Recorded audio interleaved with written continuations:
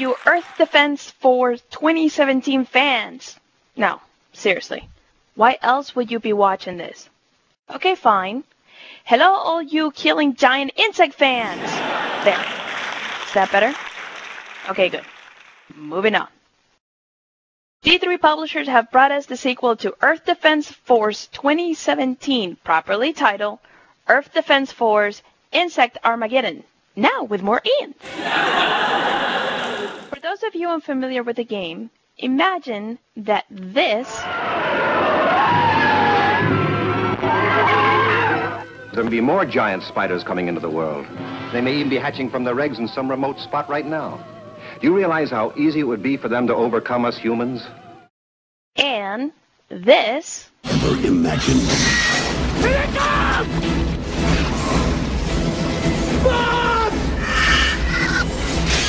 Incoming! had a baby. It will be called Earth Defense Force.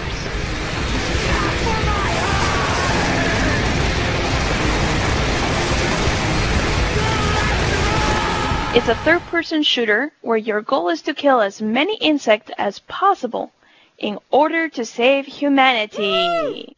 The game plays the same way as EDF 2017, but with some nice new additions. It has 4 new classes. The Battle, which is the heavy armor class, capable of doing heavy damage but has a slow movement. The Jet class allows you to float and it can fly, but the energy you use to power your jet also affects your bullets. Tactical class is able to drop turrets, radars, and bombs, which are very useful when attacked by a large horde of insects. Troopers are regular soldiers with medium speed and medium damage. You can play online, offline, co-op local, or co-op online. And the campaign is divided into 3 chapters, and each chapter contains 5 stages. Now, the look and feel of the game has definitely been improved in the series. Well, can we call it a series?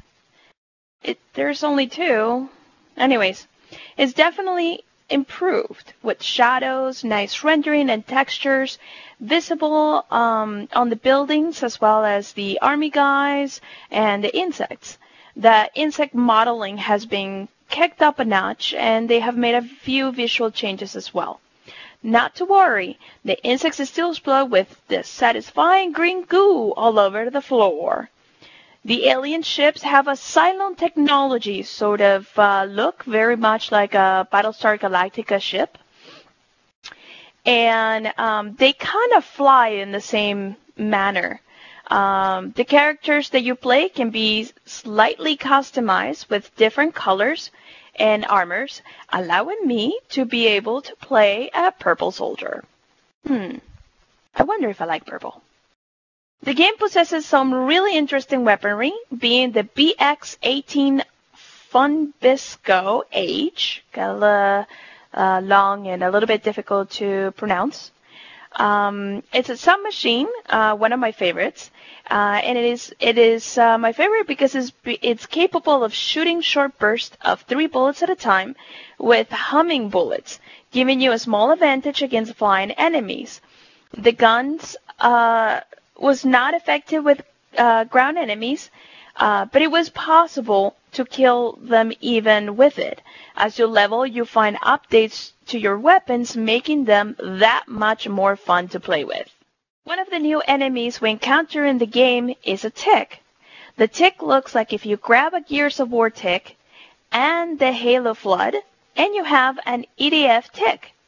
They're easy to kill, but they run fast. They're usually among the other tons of ants and spiders, and they can attack you from your back. If you happen to have a tick on your back, you are prompted to type the Y repeatedly until the tick blows off. Or, if you're lucky enough, one of your AI teammates will kill it for you. A missed opportunity for an achievement called No Tick Off My Back was missed at this time. If you read the achievements of the game, you will see that it falls right along with the puns that they have for the achievements. Most achievements seems to be severely attached to the how many have you killed system. Killing X amount of something will get you an achievement. Some are based on survival, and some are for unlocking and purchasing weapons and armory. Even though this game is fun, it goes without saying that it's plagued with problems. For example, the AI dialogue has nothing to do with the game. It is a voice track that keeps playing whether you have enemies or not. Some of the dialogue by the AI sounds like they're giving you hints on what to do next, which can be confusing as you try to do what they suggested, to find out that you can't. You realize this after clearing an area of all bugs, and the AI keeps saying things like, "We gotta move," and "How are we supposed to kill that thing?" And there's nothing on the screen. Some of the AI dialogue was similar to Gears of War, as one of the characters sounded like Coltrane. It has a credit system in order to buy weapons and weapon upgrades. The credit system is a trend that is getting out of hand, especially in games like this one.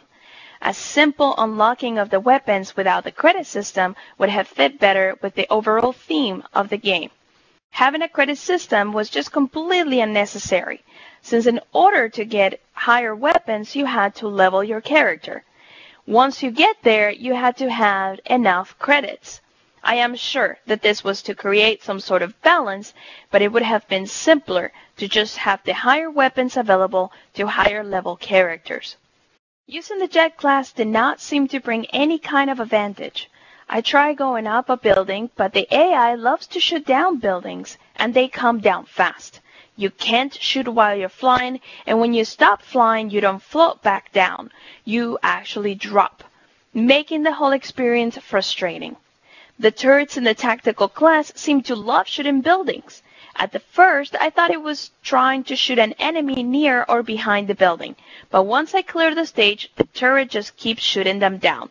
I do not know if this was a bug. The game itself does not contain enough instructions. I rented a copy, so I do not know if the game booklet had the information I needed. I spent most of my time trying to figure out things by trial and error. Not that it was difficult, but sometimes I wish the game would tell me how to do something or explain how the leveling process worked. The game overall is well balanced. The more you play, the more you level up. The better the weapons, the easier the game becomes. But it's not too easy where it's just boring. It is a game for those of us that love all cheesy giant spiders attack type of movie, or Starship Troopers. It is a very leave your brain at the door type of game, and you shoot insects for hours and have fun doing so. It has comedy in the narration of the story, as well as poking fun to the whole shooter genre. If you get a chance, go to your local store or rental kiosk and get the game. If third-person shooters are your thing, then purchase this game, as it guarantees to give you hours of gameplay while having fun killing giant alien insects.